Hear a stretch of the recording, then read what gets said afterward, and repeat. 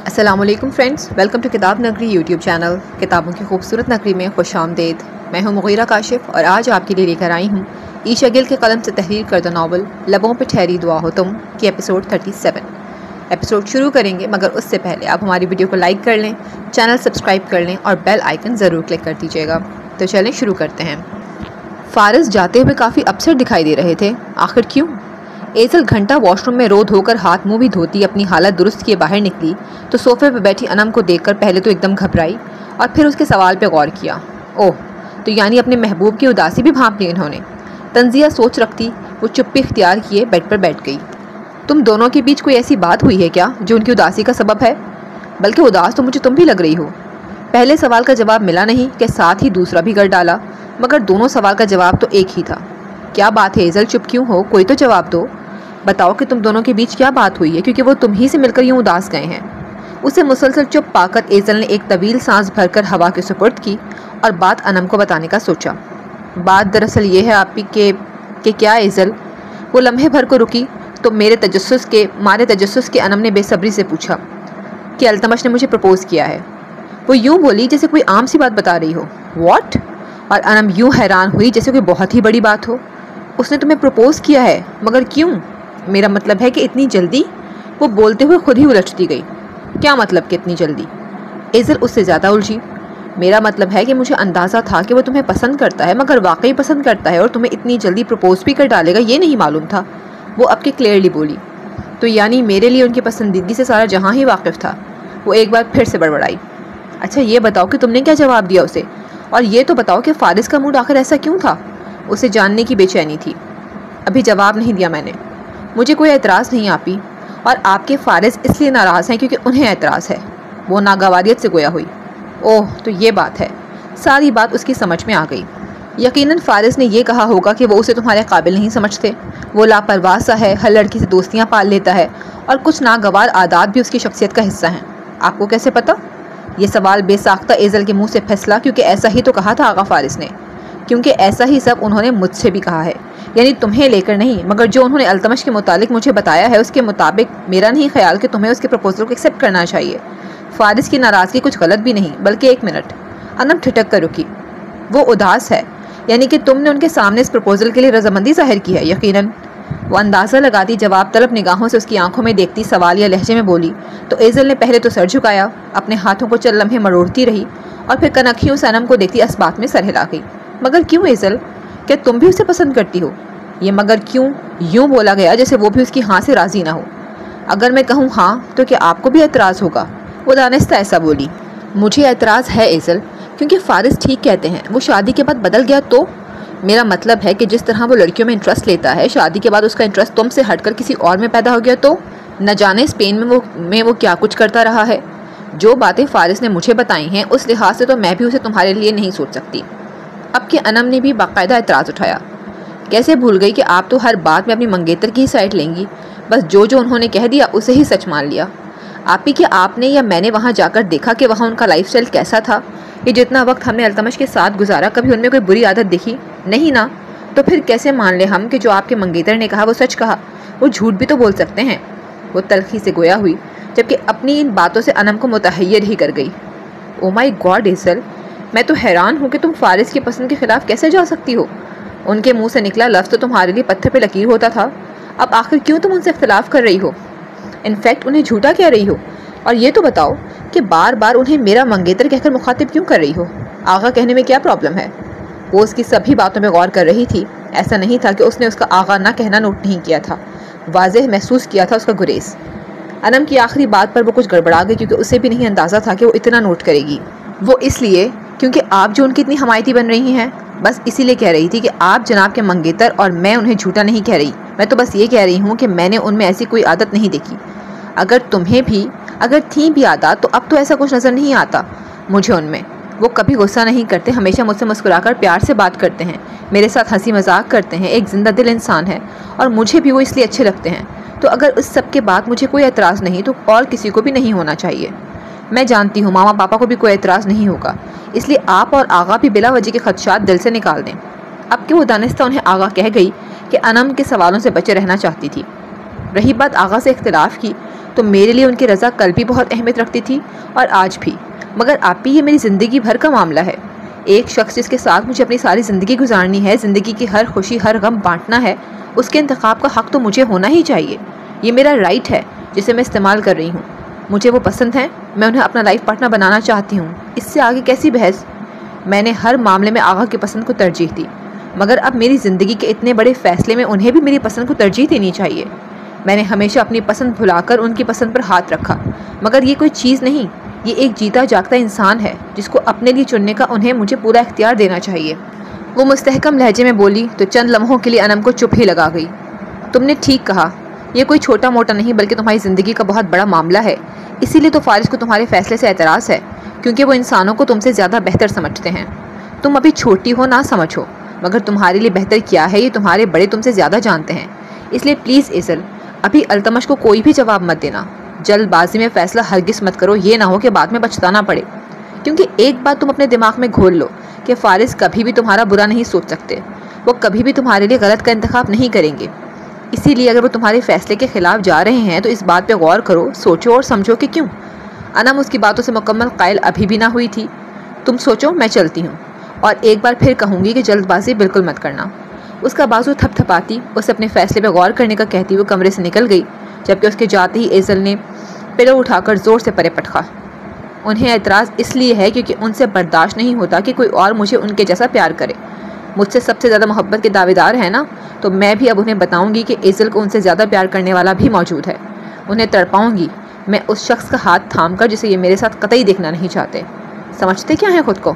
خود تو آپ ہی سے محبت میں مرے جا رہے ہیں۔ مسکرا مسکرا کر اعتراف کر رہے تھے اس محبت کا، اور مجھے کیا کہا کہ میں بد دماغ ہوں، امیچورڈ ہوں، بے حیا ہوں۔ آپ خود اپنی محبوب بیوی کے ساتھ ہنسی خوشی زندگی بسر کریں، اور میں آپ دونوں کو یوں دیکھ کر جلتی کرتی رہی، آخر کیوں؟ دوسرا پلو اٹھا کر سختی سے ان میں انگلیاں گاڑتی درستی سے بولی، میں اگر خود سکون میں نہیں رہوں گی تو آپ کو بھی نہیں رہنے دوں گی، اور آپ کا سکون برباد کرنے کے لیے میں التمش کو رضامندی ضرور دوں گی۔ اپنے فیصلے سے ایک انچ بھی پیچھے نہ ہٹتی بزد لہجے میں گویا ہوئی، اور پھر التمش کو فون ملانے لگی، مگر دوسری طرف وہ نہ جانے کہاں تھا کہ اٹھانے کا نام ہی نہیں لے رہا تھا۔ بعد میں کال کرنے کا سوچتی وہ موبائل واپس رکھ گئی۔ ارحم سے مل کر اس کا دل مزید رنجیدگی اور ملال میں غوطہ-زن ہونے لگا تھا، رہ رہ کر رونا آ رہا تھا۔ اسے اپنی آنکھوں سے جیل کی سلاخوں کے پار دیکھ کر اب کہ اس کا دل پہلے سے بھی کہیں زیادہ تکلیف سے دوچار ہو رہا تھا۔ بار بار اس کا بے بسی سے لپٹا چہرہ سوزین کی آنکھوں کے سامنے آتا تو وہ بلک بلک کر رو پڑتی۔ اس پر مسلسل شراز کے جملے بھی سماعتوں میں باز گشت کر رہے تھے۔ 3-4 سال تک تو وہ لازمی اپنے کیے کی سزا بھگتے گا، اور اس دوران اس کا کیا حال ہوگا وہاں، یہ تو بس سوچ ہی ہے تمہاری۔ اتنے سال جیل میں سڑتا رہے گا بیچارہ، وہاں کھانے کو یہ مختلف انواع کے کھانے، یہ مرغ گوشت نہیں بلکہ بد ذائقہ دال روٹی ملے گی، سونے کو یہ عالیشان بیڈ نہیں بلکہ چمڑی ادھیڑ کر رکھ دینے والی زمین ملے گی، وہاں نہ منہ دھونے کا ہوش ہوگا نہ ہی نخرے دکھانے کی اجازت۔ دن رات تمہارا بیچارہ شوہر مشقت کرے گا، اور ہاں، انکار کرنے پہ تشدد بھی سہے گا۔ نہیں، میں تمہیں یوں ہر لمحہ تکلیف میں جلتا نہیں دیکھ سکتی ارحم، کبھی بھی نہیں دیکھ سکتی۔ وہ تڑپ اٹھی تھی۔ تمہارے شوہر نے تو کچھ نہیں بگاڑا، ہاں البتہ میں تم دونوں کی زندگی میں ایسا بگاڑ پیدا کروں گا کہ ساری عمر ایک دوسرے کی شکل دیکھنے کو ترس جاؤ گے۔ میں تمہارے بغیر نہیں رہ سکتی، اور میں جانتی ہوں تم بھی نہیں رہ سکتے، اور شراز ہمیں ایک دوسرے سے دور کرنا چاہتا ہے، تو کیسے جئیں گے ہم ایک دوسرے سے دور؟ ٹھیک ہے، مت آؤ، اور دن رات تڑپنے کے لیے خود کو تیار کر لو، کیونکہ ابھی تو صرف چند سالوں کی بات ہے، مگر تم نے اگر میری بات نہ مانی تو میں ارحم کے خلاف مزید بھی ایسے جرائم نکال سکتا ہوں جو اس نے کیے ہی نہیں۔ ثبوت بنانا میرے لیے مشکل نہیں، یہ تو تم آج دیکھ ہی چکی ہو سکتا ہے میں اس پہ ریپ کا کیس بھی کروا دوں، اور لڑکیاں تو میرے پاس بہت ہیں جن میں سے کوئی بھی اس کی وکٹم کے طور پر عدالت میں پیش۔ پہلی بات تو وہ باہر آ نہیں سکتا، اور فرض کرو اگر آ بھی گیا تو اگلے ہی دن پھر سے واپس وہیں جائے گا، کیونکہ ہو سکتا ہے بزنس میں ہیرا پھیری کا کیس کروا دوں۔ آخر کو آج سے وہ ناجائز کمانے والوں میں جو شامل ہو چکا ہے۔ نہیں، میں تمہاری شہرت خراب نہیں ہونے دوں گی ارحم، میں تمہیں اب قید کی مزید تکلیف سہنے نہیں دوں گی، میں تمہیں آزاد کرواؤں گی، بھلے مجھے خود تکلیف سہنی پڑے۔ آنسو پونچھتی وہ اٹھی اور اپنا موبائل تلاشنے لگی۔ جیسے ہی موبائل ملا اس نے لپک کر اسے پکڑا اور کسی کو کال ملانے لگی۔ ابھی ایک بیل ہی گئی تھی کہ جھٹک سے کال اٹھا لی گئی۔ ذہ نصیب میری جان، کیسے یاد کر لیا مجھے؟ دوسری طرف شیراز تھا جس نے بے صبروں کی مانند جہد سے کال اٹھائی اور اپنے مخصوص چھچھور پن میں بولا، میں تم سے ملنے کے لیے تیار ہوں۔ بہت ضبط اور مشکل کے ساتھ اس نے یہ جملہ ادا کیا تھا۔ واٹ؟ سیریسلی؟ ایک بار پھر سے کہنا۔ اسے گویا یقین نہ آیا، یا پھر اسے یقین تھا کہ وہ حامی بھر لے گی اور یہ بس دکھاوا تھا۔ میں نے کہا کہ میں تم سے ملنے کے لیے تیار ہوں، مگر تمہیں مجھے یقین دلانا ہوگا کہ تم اپنے وعدے پر قائم رہو گے، لمٹس کراس نہیں کرو گے اور ارحم کو بھی رہا کروا دو گے۔ ملنے سے قبل یہ یقین ضروری تھا۔ یو جسٹ ڈونٹ وری، میں قسم کھاتا ہوں کہ تمہارے ساتھ ایسا ویسا کچھ نہیں کروں گا، اور تمہارے شوہر کی رہائی بھی پکی ہے، بس تم چند گھنٹوں کی ملاقات میرے نام کر دو۔ اس نے وعدہ تو کیا ہی تھا، اب کہ قسم بھی کھا لی۔ سوزین کے دل کو جیسے کچھ تسلی ہوئی۔ اس نے بنا کچھ کہے کال کٹ کر دی اور بیڈ پر گرنے کے سے انداز میں بیٹھی رونے لگی۔ خبردار، جو مجھ سے کہا ہے وہ اگر کرنے کا سوچا بھی، تم بھول کر بھی اس گھٹیا انسان سے نہیں ملو گی۔ ارحم کی وارننگ بھی بار بار یاد آ رہی تھی، اس کے الفاظ بھی سماعتوں سے ٹکرا رہے تھے، مگر وہ کانوں پہ ہاتھ رکھے ان آوازوں کا راستہ روکنے کی صحیح کرنے لگی، کیونکہ وہ اگر اس سے ملتی تو اس کی آزادی کے لیے ملتی۔ سوچوں میں غرق سوزین کو ہوش تب آیا جب کسی کا ہاتھ اس کے پیٹ کو چھوا۔ وہ ایک دم گھبراتی ہوش میں آئی اور اپنے پیٹ کی جانب دیکھا تو وہ حالہ کا ہاتھ تھا، جو نیند میں کروٹ بدل کر اس کے گرد بازو حائل کر چکی تھی۔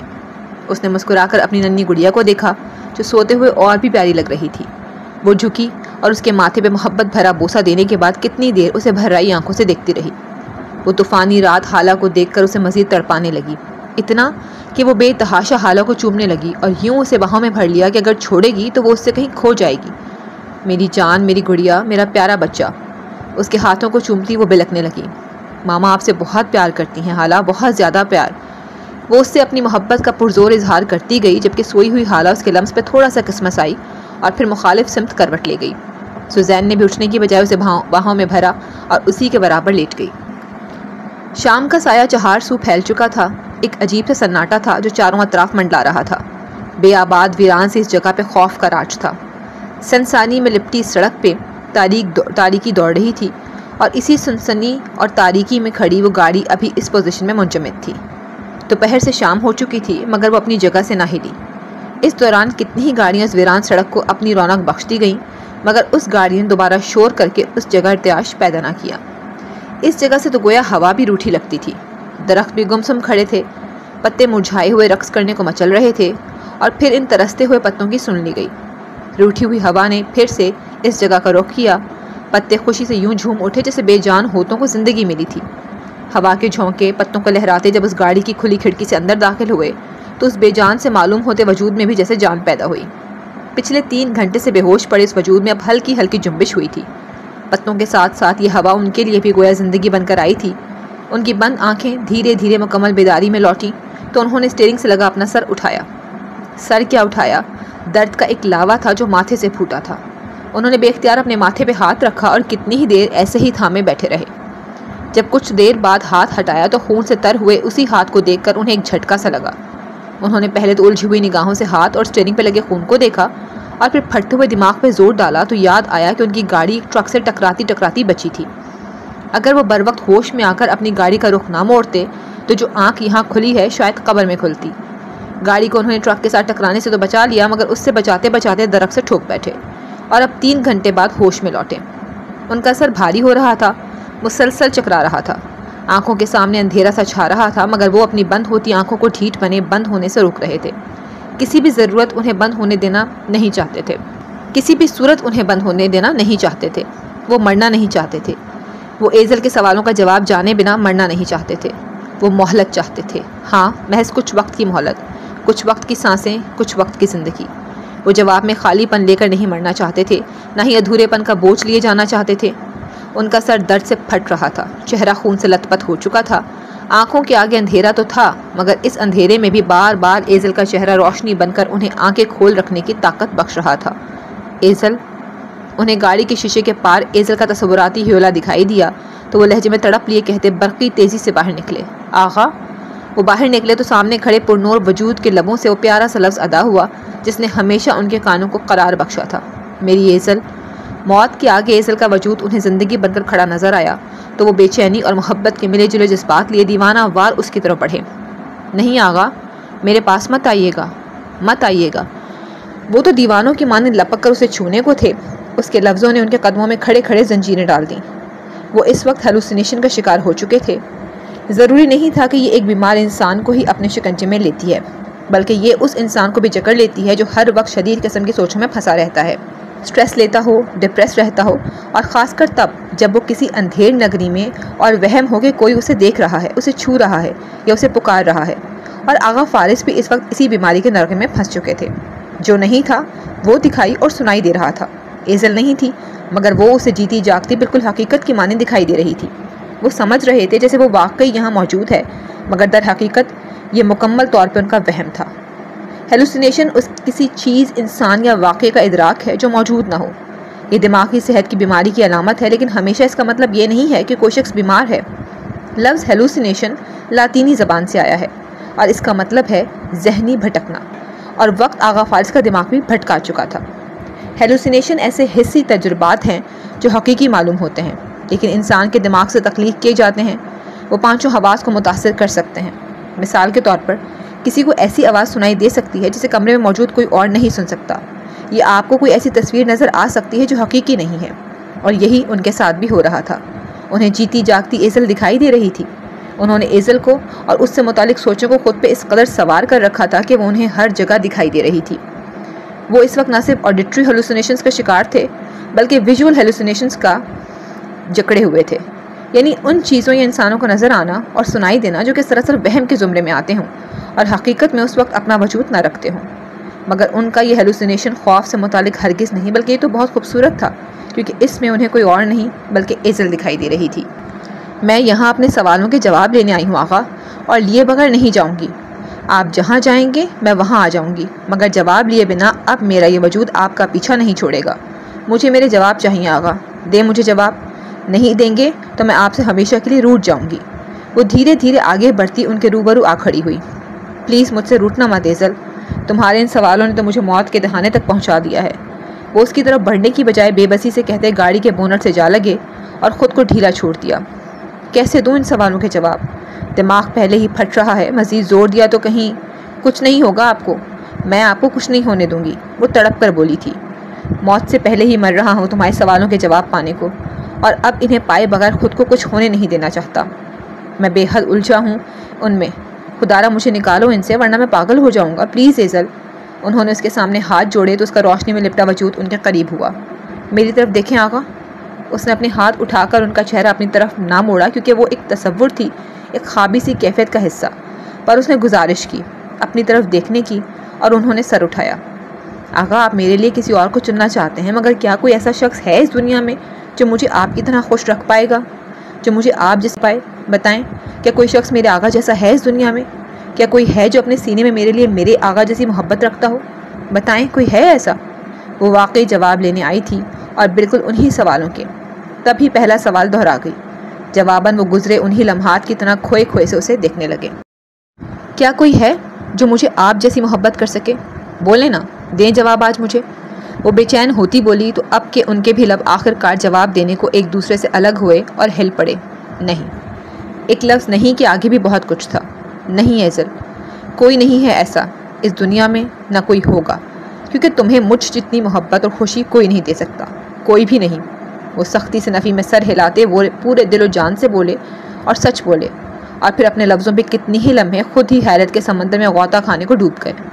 بولنے سے قبل انہوں نے خود سے وعدہ کیا تھا کہ آج جھوٹ نہیں وارث، آج کوئی جھوٹ نہیں، نہ اب کوئی جنگ ہوگی، نہ سوچوں کی ڈور کھلے گی، اب بس جواب جاننے اور دینے کا وقت ہے۔ اور اگر کوئی ہوا ایسا جو مجھے آپ سے بھی بڑھ کر چاہنے والا ہو تو؟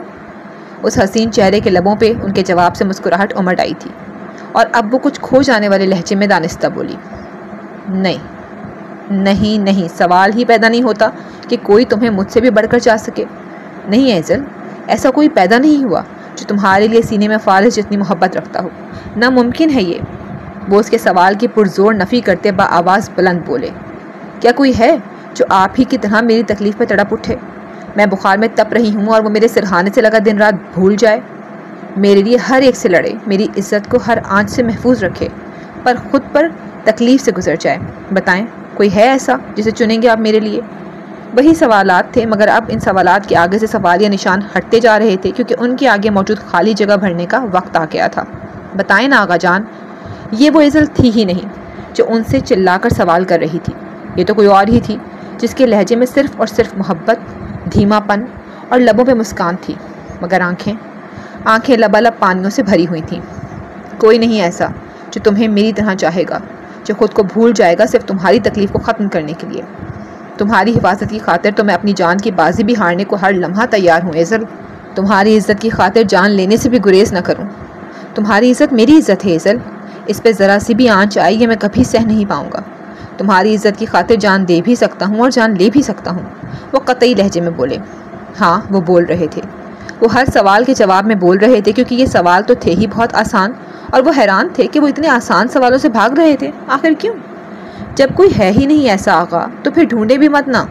نہیں ملے گا آپ کو کہیں بھی کوئی ایسا۔ اگر ملنا ہے تو خود سے ملیں اور کریں سوال خود سے کہ یہ سب خوبیاں ہونے کے باوجود آپ خود کو میرے نام کیوں نہیں کر سکتے؟ کیوں نہیں کرتے آقا، کیوں نہیں کرتے؟ التجائیہ لہجے میں کہتی آخر میں وہ بے بسی کی انتہا پہ کھڑی معلوم ہوئی، جبکہ آغا فارس کے سر پہ یہ کیوں ہتھوڑے کی مانند برسنے لگا۔ کیونکہ وہ سوچ رہے تھے، جان رہے تھے کہ کیوں، آخر کیوں؟ کیونکہ کیا آغا؟ اس نے بے چین ہو کر پوچھا۔ جب اپنے ہی جیسا شخص میرے لیے تلاش کرنا ہے تو پھر اپنے آپ کو ہی کیوں نہیں سونپ دیتے مجھے؟ بولیں، کیوں نہیں بن جاتے میرے؟ وہ ایک تصور نہ ہوتی تو ضرور اس سوال پہ تڑپ کر ان کا چہرہ اپنی طرف موڑ لیتی۔ وہ ایسا تو نہ کر سکی، مگر بلک بلک کر روتی ان کے پیروں میں بیٹھ گئی اور وہ تڑپ کر پیچھے ہٹے اور رخ پھیر گئے۔ خود بھی نہیں اپناتے اور کسی اور کا بھی نہیں ہونے دیتے؟ کیوں آغا؟ کیوں کر رہے ہیں ایسا؟ بولیں۔ وہ پھوٹ پھوٹ کر روتی ان کے قدموں میں بیٹھی سوال کر رہی تھی، جبکہ اسی لمحے کسی اور کے الفاظ بھی انہیں شدت سے یاد آئے تھے۔ یو نو واٹ، آپ کے دل میں چور ہے، آپ چاہتے ہی نہیں کہ وہ میری تو کیا کسی کی بھی بنے۔ آپ ساری زندگی اسے کسی کا ہاتھ تھامنے نہیں دیں گے، کیونکہ آپ خود اس کے ساتھ تعلق بنانا چاہتے ہیں۔ ارے جب خود مر رہے ہیں اس کے لیے تو کر لو نا اس سے شادی۔ التمش کے الفاظ نہیں تھے، ایک گہرا اور قیامت خیز انکشاف تھے۔ ہاں، وہ الفاظ جو تب انہیں کچھ سمجھا نہ سکے اب سب سمجھا گئے۔ انہوں نے بے دردی سے آنکھیں میچیں اور سن ہوتے ہاتھوں کو ہونٹ پہ رکھ کر جھک کر کھڑا ہو گئے، اور ایک بار بے مہری سے لبوں کو آپس میں پیوست کرنے کے بعد ایک گہری سوچ لیے گویا ہوئے۔ وہ کیوں جو اٹک کر رہ گیا تھا اب اس سے آگے کے لفظوں کا راستہ کھل چکا تھا۔ بتائیں، بولیں آغا، کیوں، آخر کیوں؟ کیونکہ میں تمہیں کسی کا ہونے ہی نہیں دینا چاہتا ایزل۔ انہوں نے ہاتھ کی مٹھی بنا کر پوری قوت سے بونٹ پہ ماری اور بلند لہجے میں بولے۔ ہاں ایزل، میرا دل گوارا ہی نہیں کرتا کہ تم میرے سوا کسی اور کا سوچو۔ میرے سوا کسی اور کا نام لیتی ہو تو آگ لگتی ہے میرے سینے میں۔ میں نہیں دیکھ سکتا تمہیں کسی اور کے ساتھ۔ وہ اس کی طرف سے رخ پھیرے کھوئے سے کسی بچے کی طرح رک کر بمشکل بول رہے تھے، اور وہ ان کے قدموں میں بیٹھی آنسوؤں کی لکیریں چہرے پہ سجائے ٹکٹکی باندھے انہیں دیکھے اور سانسیں روکے انہیں سنے جا رہی تھی۔ مجھے اچھی طرح یاد ہے کہ جب ماما نے تمہارے اس گھر سے کسی اور کے سنگ رخصت ہو جانے کی بات کی تھی تو میں اندر ہی اندر پاگل ہو گیا تھا۔ کیوں ہوا ایسا میں سمجھ ہی نہیں پایا۔ میں تب بھی تڑپا، ہاں ایزل، تب بھی تڑپا میں، اور کہا کہ تمہیں کہیں نہیں جانے دوں گا، اور آج بھی تڑپ رہا ہوں۔ تمہیں کسی اور کے ساتھ دیکھنے کا تصور بھی میرے لیے سہانے روح ہے۔ میں سمجھ گیا ہوں ایزل، میں جان گیا ہوں کہ میں یعنی پاگل بے وقوف فارس التمش سے بیٹر صرف اس لیے نہ باندھتا رہا کہ وہ مجھے تمہارے لیے پسند نہ تھا، بلکہ اس لیے بھی کہ میں تو تمہیں اپنے سوا کسی اور مرد کے ساتھ برداشت ہی نہیں کر سکتا، پھر چاہے وہ التمش ہو یا کوئی اور۔ وہ الفاظ جو کب سے وہ تلاش رہے تھے اب مل چکے تھے، اور ان لفظوں کی ان تک رسائی حاصل ممکن ہوئی بھی تو کس کے سبب؟ اس التمش کے جن سے وہ شدید خار کھاتے تھے، جس کا کوئی احسان نہیں چاہتے تھے۔ آج اسی کے لفظوں نے اتنا بڑا احسان کر ڈالا ان پر۔ میں آزاد ہو گیا ایزل، اس دل و دماغ کی جنگ سے آج میں آزاد نہیں۔ آغا، آپ آزاد نہیں ہوئے، آپ ابھی بھی اس جنگ کے مابین الجھن کے قید میں گھرے ہوئے ہیں۔ وہ جو ساری حیرت بھلائے بس خوشی منانے کو تھے کہ وہ آزاد ہو گئے، ایزل کے لفظوں نے ان کی خوشی کو نکلنے سے قبل ہی دفن کر دیا۔ ایک سوال ابھی بھی باقی ہے، اور وہ یہ کہ آخر کیوں آپ اپنے سوا مجھے کسی اور کا ہونے نہیں دینا چاہتے؟ بتائیں کیوں آغا؟ سڑک پہ ان کے قدموں میں داسی کی مانند بیٹھی سر اٹھائے وہ امید بھری نگاہوں سے انہیں تک رہی تھی، اور وہ اب کے حقیقی معنوں میں سوچ میں ڈوبے تھے۔ انہیں جو لگا تھا کہ کتنی آسانی سے انہوں نے سب سوالوں کے جواب دے دیے، مگر نہیں جانتے تھے کہ مشکل ترین سوال تو اب اٹھا تھا۔ وہ پلٹے اور عالم میں بیگانہ نگاہوں سے اپنی طرف دیکھتی اس سفید پری کو دیکھا، اور گھٹنوں کے بل گرنے کے سے انداز میں اس کے روبرو بیٹھ گئے۔ انہوں نے چہرے سے بے حد قریب اس کے چاند سے مکھڑے کو نظروں میں بھر کر اس کا ایک ایک نقش آنکھوں سے چوما۔ اس کی بھیگی جھیل سے قیامت خیز حسن کی مالک آنکھیں اس کی سرخ پڑتی ناک، گلابی لب جو آنسوؤں سے بھیگ کر شبنم کے قطروں سے بھیگے گلاب کی مانند معلوم ہو رہے تھے، اور گلاب کی ان پنکھڑیوں کے تلے وہ سیاہ تل جو شاید اس گلاب کی نظر اتارنے کو کالے ٹیکے کے طور پہ ساتھ رہتا تھا۔ غور سے دیکھو اس لڑکی کو فارس، یہ اس کے چہرے کا ایک ایک نقش، بلکہ اس مکمل حسین وجود کے ایک ایک نقش کو بھی تو کسی مرد نے چھونا ہے، اور اس شخص کا انتخاب بھی تم نے اپنے ہی ہاتھوں سے کرنا ہے۔ تو سوچو کیا کر پاؤ گے؟ برداشت کہ کوئی مرد اس ایزل کو چھوئے جسے ہمیشہ تم چھوتے آئے۔ آج تو دل و دماغ دونوں مصاحفہ کیے ایک ساتھ مل چکے تھے، اور ایزل کی خاموشی پہ اب ان کے سوالوں کی شروعات ہوئی تھی۔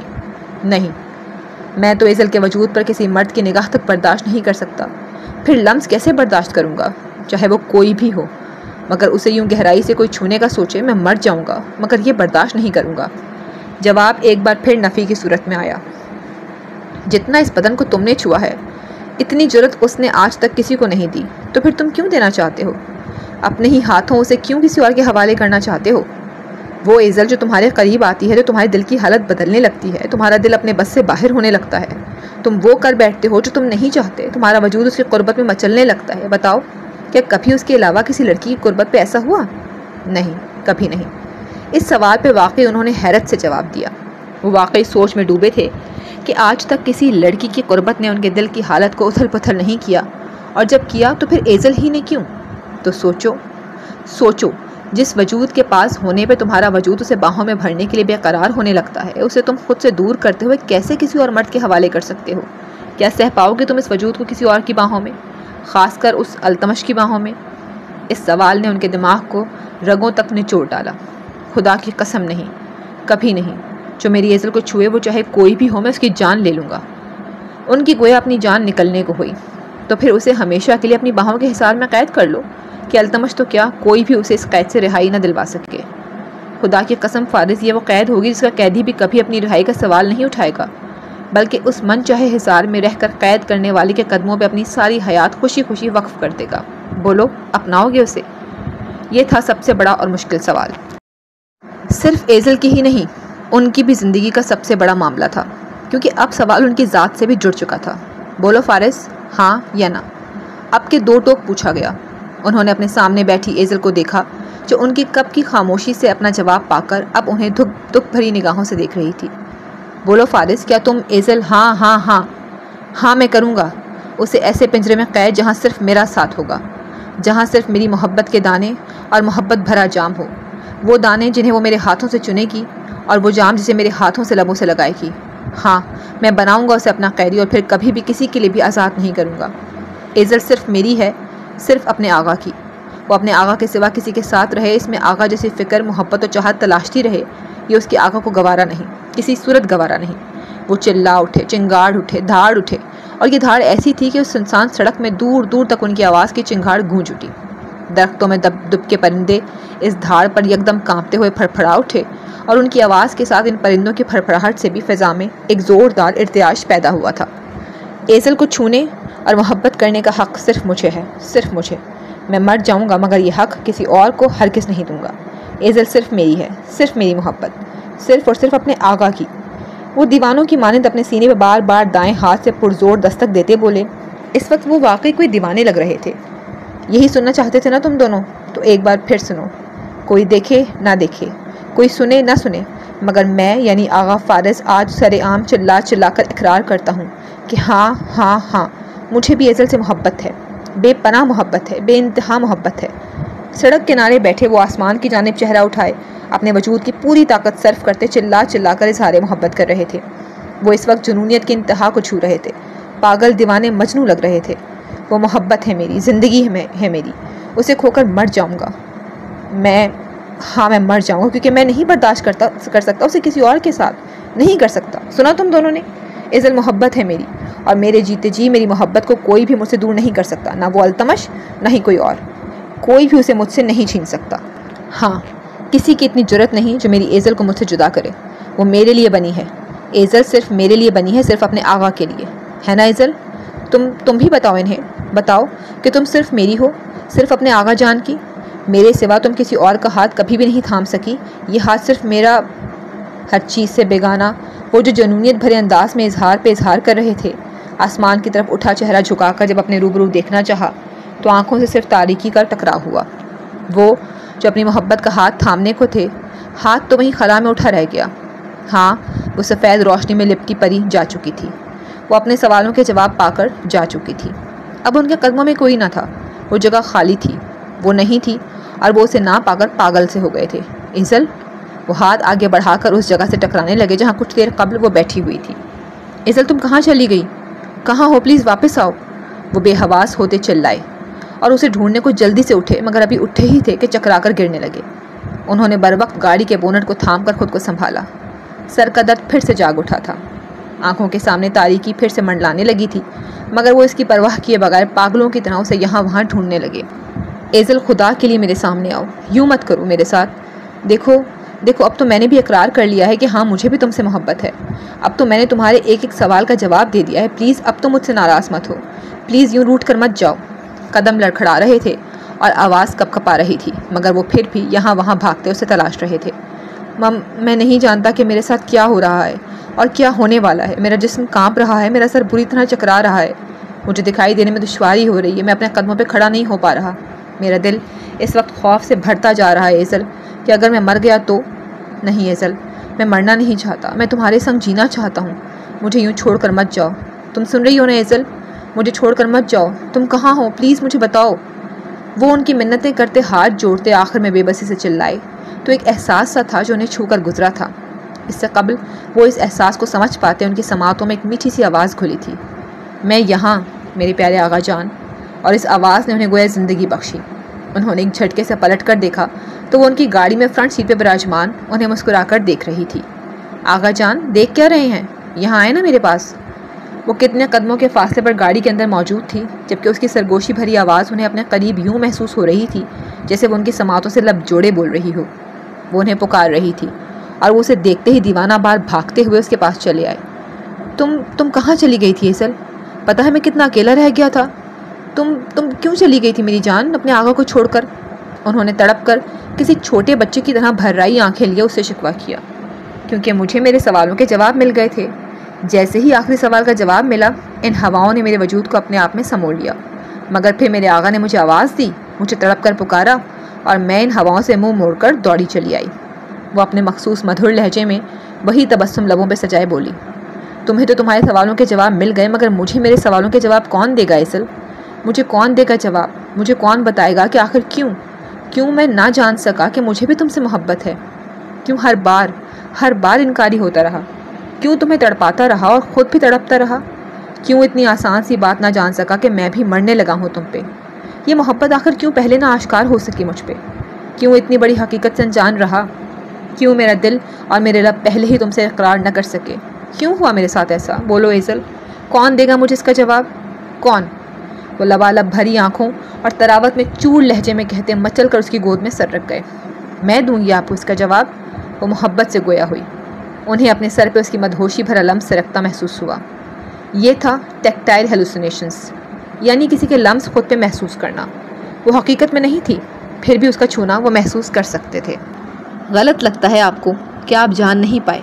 آپ تو کب کے جان چکے تھے آغا کہ آپ کا دل بھی میرے لیے جذبات رکھنے لگا ہے۔ یہ محبت تو کب کی آپ پہ آشکار ہو چکی تھی، مگر آپ ہی تھے جو اس کی نفی کرتے آئے۔ ہاں آغا، محبت تو بہت پہلے سے ہو گئی تھی آپ کو، بس آپ ہی نہیں تسلیم کرتے تھے۔ آپ نے ایک بار نہیں، بار بار میری محبت کی نفی کی ہے، نہ صرف میرے سامنے بلکہ اپنے دوست اور ماں کے سامنے بھی۔ اپنے دل تک کی باتوں پہ یقین نہ کیا، بہت غلط کیا آپ نے۔ مگر سوال یہ ہے کہ کیوں تسلیم نہیں کر پاتے تھے؟ تو اس کا جواب آپ کا دل آپ کو پہلے ہی دے چکا ہے۔ وہ دھیرے دھیرے ان کے بالوں کو سہلا رہی تھی اور وہ سکون کی وادیوں میں اترتے ہمتن گوش تھے۔ یاد ہے آپ کے دل نے آپ کو بتایا تھا کہ آپ کے سینے میں ایک خوف ہے، اور وہ خوف ہے لوگوں کا، اپنوں کا، ان کے سامنے سر جھکنے کا، لوگوں کی ان باتوں کا جو وہ ہم دونوں کو میاں بیوی کے روپ میں دیکھ کر بنائیں گے۔ سب سے بڑھ کر ماما بابا آپ ہی، یہ سب کیا سوچیں گے؟ کن نظروں سے دیکھیں گے آپ کو؟ ان نظروں کا خوف ہے آپ کو۔ وہ مدھم لہجے میں گویا ہوئی تھی۔ وہ خوف ہے شرمساری کا، میرے سامنے شرمساری کا۔ آپ ڈرتے تھے، شرمساری سے ڈرتے تھے۔ یاد ہے آپ کے دل نے بتلایا تھا آپ کو کہ جسے بارہا بچی کہہ کر سنگ دلانہ انکار کرتے آئے ہو، اب اسی کے سامنے اعتراف کرتے ہوئے شرم محسوس ہو رہی ہے۔ شرم آ رہی ہے کہ جس منہ سے اسے انکار کی مار مارتے آئے ہو، اب اسی منہ سے اقرار کیسے کریں گے؟ اور یہی شرم آپ کو اپنے سامنے بھی اظہار محبت سے روکے ہوئے ہے۔ اور بالکل ٹھیک کہا تھا آپ کے دل نے، بلکہ آپ کا دل تو ہمیشہ سچ کہتا آیا، آپ ہی جھوٹ بول کر اس کی ہر سچائی کو جھٹلاتے رہے۔ ہاں آغا جان، محبت تھی آپ کو، اور کب سے تھی، مگر آپ جھٹلاتے آئے تھے۔ مگر اب مت جھٹلائیے گا، اب یہ غلطی کر کے مجھے خود سے الگ مت کیجیے گا، کبھی مت کیجیے گا۔ اس نے التجا کی۔ تم ٹھیک کہہ رہی ہو ایزل، میں کتنا بیوقوف تھا، محبت میرے اندر تھی اور میں نے ایک بار بھی جھانک کر نہ دیکھا۔ اس دل نے بارہا اسے میرے سامنے کھولنا چاہا، مگر میں اسے ہر بار جھڑک کر روک دیتا تھا۔ سب کچھ میرے سامنے تھا، میں ہی آنکھیں بند کیے ہوئے تھا، سب واضح تھا، بس میں ہی ناقص العقل رہا۔ اتنے خوبصورت موقع اقرار کو گنوا دیے میں نے، کبھی حارث کے آگے انکار کر کے، کبھی ماما کے سامنے، کبھی اس دل کے تو کبھی تمہارے آگے۔ ایک بلا وجہ کے خوف میں نے ہم دونوں کی زندگی کو عجیب دوراہے پہ لا کھڑا کیا، خود بھی تڑپتا رہا اور تمہیں بھی تڑپاتا رہا، مگر اب مجھے کسی کی سوچ کی، کسی کی نظروں کی پرواہ نہیں۔ اب میں تمہیں خود سے الگ نہیں ہونے دوں گا، بس تم چاہیے ہو مجھے، میں اس التمش کو تمہیں مجھ سے چھیننے نہیں دوں گا، کبھی بھی نہیں۔ وہ اس کی سب باتوں کا اعتراف کرتے ہوئے آخر میں کسی چھوٹے اور ضدی بچے کی مانند بولے، تو پھر اپنا لیں مجھے، بنا لیں اپنا، اس سے قبل کہ دیر ہو جائے۔ اب دیر نہیں ہوگی ایزل، اب دیر نہیں ہوگی، اب جو ہوگا وہ یہ کہ تم میری ہوگی اور میں تمہارا، اب کوئی بھی ہمیں ایک ہونے سے روک۔ ایزل، انہوں نے حتمی لہجے میں کہتے ہوئے جب سر اٹھایا تو اسے بے وجود پایا، وہ ایک بار پھر سے جا چکی تھی۔ ایزل، وہ اسے پکار رہے تھے، مگر گاڑی میں اب سوائے ان کے کوئی ذی نفس موجود نہ تھا۔ کیوں مجھے تنہائی کی وحشت سونپ کر چلی جاتی ہو؟ کیوں کرتی ہو میرے ساتھ ایسا؟ مت کرو پلیز، واپس آؤ۔ ایزل، تم سن رہی ہو؟ واپس آؤ پلیز۔ وہ چلا کر اسے پکارتے گاڑی سے نکل کر اسے تلاشنے کو تھے، جب دروازے کے بالکل قریب کسی کو کھڑا دیکھ وہیں رک گئے۔ اگر آپ چاہتے ہیں کہ یہ تنہائی کی وحشت آپ کا نصیب نہ بنے، میں آپ کو تنہا کر کے کبھی نہ جاؤں، تو ہمیشہ کے لیے میرا ہاتھ تھام لیں۔ وہ ایزل ہی تھی۔ تھام لیں میرا ہاتھ، تاکہ پھر کبھی بھی میں آپ کی نگاہوں سے اوجھل نہ ہو پاؤں۔ تھام لیں آغا، اور اب اور دیر مت کریں اور جائیں۔ وہ انہیں واپس گھر لوٹ جانے کو کہہ رہی تھی۔ مگر میں تمہیں چھوڑ کر کیسے؟ آپ مجھے چھوڑ کر نہیں جا رہے آغا، بلکہ آپ تو مجھے ہمیشہ کے لیے اپنی دسترس میں لینے جا رہے ہیں۔ وہ جو اس شراب کو سچ سمجھ بیٹھے تھے، اسے چھوڑ کر جانا ہی نہیں چاہ رہے تھے، مگر وہ انہیں ٹوک گئی۔ میں نے کہا تھا نا، آپ جہاں جائیں گے میں وہیں آ جاؤں گی، تو مت رکیں یہاں، گھر لوٹ جائیں، میں وہاں آپ کی منتظر ہوں۔ لیکن ایزل، اگر آپ نہیں گئے تو مجھے ہمیشہ کے لیے کھو دیں گے، آپ کو جانا پڑے گا۔ اب کہ وہ سختی سے قطعی لہجے میں بولی تو وہ چپ رہ گئے۔ وہ دروازے سے ہٹ کر اب گاڑی کے بالکل سامنے چلی آئی اور قدم دھیرے دھیرے پیچھے کو ہٹانے لگی۔ میں آپ کی منتظر ہوں آغا، اب بس جلدی سے میرے پاس آ جائیں آغا جان۔ دونوں ہاتھ اٹھا کر انہیں اپنی طرف پکارنے لگی تو انہوں نے جلدی سے گاڑی سٹارٹ کرنی چاہی۔ میں آ رہا ہوں ایزل۔ گاڑی تو سٹارٹ ہو گئی، مگر تھوڑا آگے جا کر ایک جھٹکے سے پھر سے رک گئی۔ جھٹکا کیا لگا، ان کا زخمی سر پھر سے بری طرح چکرایا۔ وہ گاڑی چھوڑے اپنا سر تھام گئے۔ آنکھوں کے سامنے منظر پھر سے سیاہی مائل ہونے لگا۔ اس سے قبل وہ ہوش و حواس سے بیگانہ ہوتے، ایک آواز زندگی بن کر ان کی سماعتوں سے ٹکرائی۔ رک کیوں گئے؟ آئیں نا آغا، آ جائیں۔ انہوں نے بند ہوتی آنکھوں اور دھندلاتی بصارت سے اس سیاہی میں نظر آتے سفید ہیولے پر ڈالیں تو جیسے وجود میں زندگی پھر سے بجلی بن کر دوڑی تھی۔ انہوں نے پھر سے گاڑی سٹارٹ کی اور اپنی حالت کو پس سے پش ڈالے بس اس ہیولے کا پیچھا کرتے رہے، جو ایک لمحے کے لیے بھی انہیں نظر آنا بند نہ ہوا تھا۔ وہ اسے پکار رہی تھی اور وہ اس کی طرف بڑھتے جا رہے تھے، مگر پھر وہ لمحہ آ گیا جب وہ ہیولا دھواں بن کر ہوا میں تحلیل ہو گیا۔ وہ کیا گئی، ان کے ہوا کے سنگ آگے بڑھتے قدم بھی رک گئے۔ گاڑی پھر سے ایک جھٹکا کھا کر رکی اور پھر دوبارہ سٹارٹ ہی نہ ہوئی۔ یہ سٹارٹ کیوں نہیں ہو رہی؟ وہ حد درجہ پریشان ہو گئے۔ اس بار انہوں نے ایزر کو نہ پکارا، کیونکہ وہ جانتے تھے وہ اپنی بات سے نہیں پھرے گی۔ وہ گھر لوٹیں گے تو وہ ان کی منتظر ہوگی۔ اف، انہوں نے طیش میں آتے ہوئے ایک زوردار مکہ سٹیئرنگ پہ رسید کیا۔ یہ مجھے بیچ راہ میں دغا نہیں دے سکتی، اسے چلنا پڑے گا۔ غصے سے بڑبڑاتے وہ گاڑی سے نکلے اور بونٹ کی طرف بڑھے، مگر ابھی ایک قدم ہی اٹھایا تھا کہ دوسرے قدم پہ لڑکھڑا کر سڑک پہ جا گرے۔ اب کہ سر نہیں، پورا وجود ہی چکرا کر رہ گیا تھا، بلکہ یوں لگ رہا تھا جیسے زمین ہلتی جا رہی ہو۔ ان کی آنکھیں بند ہو رہی تھیں، کان سائیں کر رہے تھے اور جسم جیسے ٹھنڈا پڑنے لگا تھا۔ انہوں نے ہمت کر کے اٹھنا چاہا، مگر بے سود، وہ اپنے جسم کو بالکل حرکت نہیں دے پا رہے تھے۔ وہ دھیرے دھیرے ہوش و حواس سے بیگانہ ہوتے جا رہے تھے اور پھر بند ہوتی آنکھیں آخر مکمل بند ہو گئیں، مگر بند ہونے سے قبل ان آنکھوں نے اس کا منموہنا چہرہ اور ان لبوں نے اس کا میٹھا سا نام ضرور پکارا تھا، ایزل۔ ماما پاپا، مجھے آپ دونوں سے ایک بہت ضروری بات کرنی ہے۔ سب لاؤنج میں بیٹھے ہوئے تھے جب وہ برقی تیزی سے زینت طے کرتا بھاگتا ہوا ان کے پاس آیا۔ یا اللہ خیر ایسی کیا بات ہے التمش جو تم یوں بھاگے بھاگے آ رہے ہو؟ اس کے یوں بھاگ کر آنے پہ نرمین نے گھبرا کر اپنے دل پہ ہاتھ رکھا۔ گھبرائیے مت ماما، کیونکہ یہ گھبرانے کی نہیں بلکہ خوش ہونے کی بات ہے۔ خوشی التمش کے انگ انگ سے پھوٹ رہی تھی۔ خوشی کی بات ہے؟ ارے بھائی تو پھر سوچ کیا رہے ہو، جلدی سے سنا ڈالو۔ مکرم ٹی وی بند کر کے ریموٹ پرے دھرتے مکمل طور پہ اس کی جانب متوجہ ہوتے بولے، سنا تو ڈالو مگر ایک مسئلہ ہے پاپا۔ وہ بیچارگی بھری صورت بناتا بولا، کیسا مسئلہ؟ انہوں نے جلدی سے استفسار کیا۔ وہ یہ کہ یہ صرف آپ کے اور میرے لیے ہی خوشی کی بات ہے، ماما اور رانیہ کی طرف سے مجھے باقاعدہ جنگ کی امید ہے۔